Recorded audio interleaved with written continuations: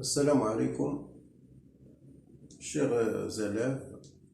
Je vais dans cette vidéo parler un petit peu du volume d'un solide et comment, en appliquant le calcul intégral, on peut bien sûr calculer le volume de ce solide. Donc vous voyez, là, nous avons une petite figure. Il y a bien sûr l'espace et il est rapporté à un repère orthonormé, comme vous voyez là, donc l'axe des abscisses, l'axe des ordonnées, et bien sûr l'axe des côtes. Voilà le solide, et bien sûr c'est un solide qui est un peu particulier, parce qu'il doit vérifier une chose très importante pour à la fin qu'on puisse utiliser le calcul intégral pour définir son volume. Donc tout d'abord, nous avons deux réels. Le premier, il est inférieur au deuxième. Donc comme vous voyez, S est un solide limité par deux plans horizontaux d'équation Z égale à A et Z est égal à A. Donc voilà le premier plan horizontal. Donc il limite ce solide-là. Et voilà le deuxième plan horizontal. Il limite aussi ce solide. Et bien sûr, entre les deux réels, il y a bien sûr le T qui va varier. Et en même temps, ce plan-là, chaque fois, il va couper ce solide, bien sûr, suivant un domaine, ou bien suivant un domaine superficiel, ou bien suivant, bien sûr, une surface. Mais l'idée, c'est quoi pour calculer l'intégrale?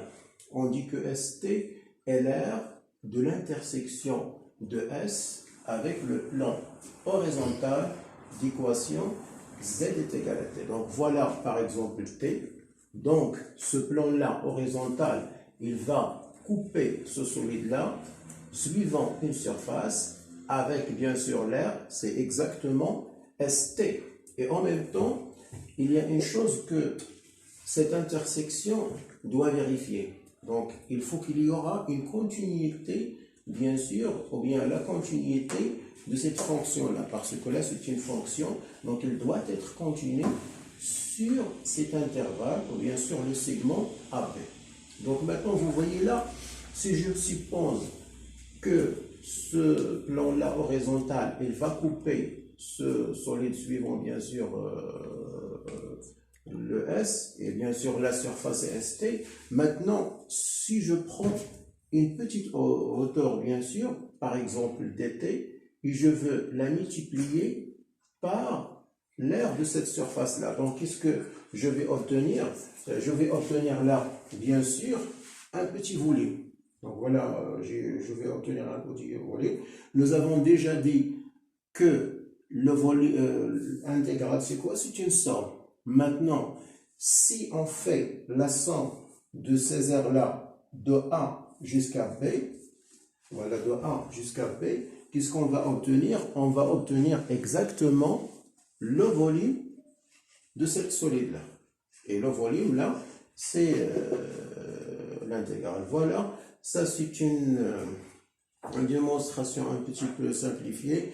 Alors que normalement, lorsqu'on veut démontrer tout ça, on a besoin de pas mal de choses. Mais là, pour le niveau du baccalauréat, il suffit seulement de savoir comment appliquer cette formule. Donc, par la suite, on va voir quelques exemples à laquelle on peut facilement trouver le volume de celui-là à partir, bien sûr, d'une courbe.